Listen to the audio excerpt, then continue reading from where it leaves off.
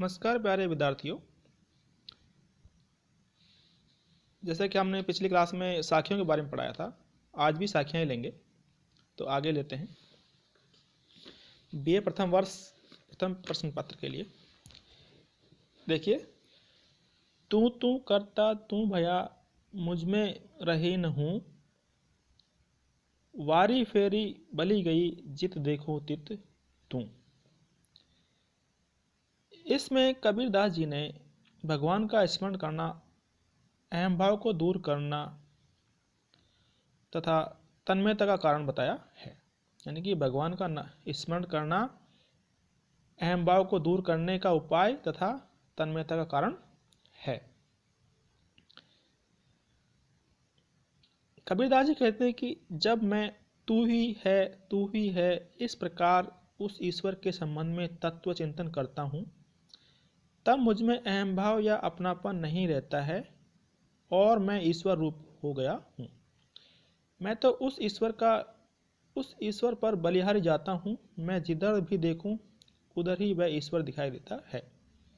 आशय यह है कि जब जीवात्मा तू ही अर्थात ब्रह्म या परमात्मा की सत्ता के अतिरिक्त अन्य किसी की सत्ता नहीं मानती है, तब जीवात्मा का अहम भाव समाप्त हो जाता है और उसे सर्वत्र वही परमात्मा दिखाई देता है। इस कारण जीवात्मा स्वयं को परमात्मा पर न्योछावर कर उसको समर्पित हो गई है।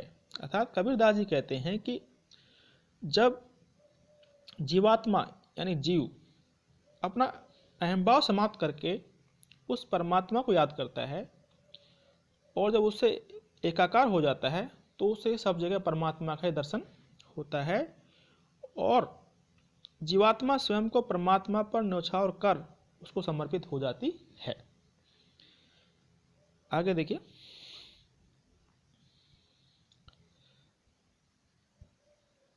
कबीर सूता क्या करे उठी न रोवे दुख, जाका बासा गौर में सो क्यों सोवे सुख। इसमें कबीरदास जी ने सांसारिक माया मोह को त्याग कर ईश्वर के नाम स्मरण को कल्याणकारी बताया है। कबीर जी कहते हैं, अरे मानव, तू क्यों इस मोह निद्रा में सोया हुआ है? उठकर अपनी व्यथा भगवान के समक्ष क्यों प्रकट नहीं करता है? जो काल का ग्रास बनने वाला है अथवा जिसका निवास मृत्यु पथ की सीमा पर है, वह सुखपूर्वक कैसे सो सकता है?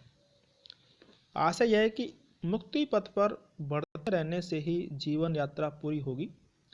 इसकी प्रारंभिक सीमा तो अनेक सांसारिक बाधाओं की आशंका से घिरी रहेगी, जिस कारण गंतव्य पथ कष्टदायी ही रहेगा। इसमें देखिए विशेष क्या चीज़ है, रास्ते में जिसका निवास हो गंतव्य स्थल पर नहीं पहुंच सके उसे तब तक कष्ट ही मिलेगा। सुख तो उसे ही मिलता है जो भगवान का स्मरण करते हुए विभिन्न योनियों में जन्म मरण व्यतीत कर अंततः मुक्ति पथ का पथिक बन जाता है। इस साखी में अनुप्रास एवं काव्यलिंग अलंकारों का प्रयोग हुआ है। आगे देखिए, राम प्यारा छाड़ी करी करे आन का जाप, बेस्या केरा पूद जू कहे कौन सू बाप। इसमें कबीर ने बहुदेववाद को निरर्थक बताया है। कबीरदास जी कहते हैं कि परम प्रेमास्पद भगवान का जप स्मरण करना छोड़कर जो अन्य देवताओं को जपता है, वह उसी तरह है जैसे वेश्या का पुत्र जो कि किसी को भी अपना पिता नहीं कह सकता है। आशय यह है कि वेश्या पुत्र को अपने पिता का वास्तविक ज्ञान नहीं होता है, उसी प्रकार बहुदेववादी अज्ञानग्रस्त व्यक्ति को परम ब्रह्म का ज्ञान नहीं होता है। अर्थात इसमें कबीरदास जी ने बहुदेववाद को निरर्थक बताया है। उन्होंने कहा कि भगवान एक है और उसका नाम स्मरण ही सबसे सार तत्व है। आगे देखिए,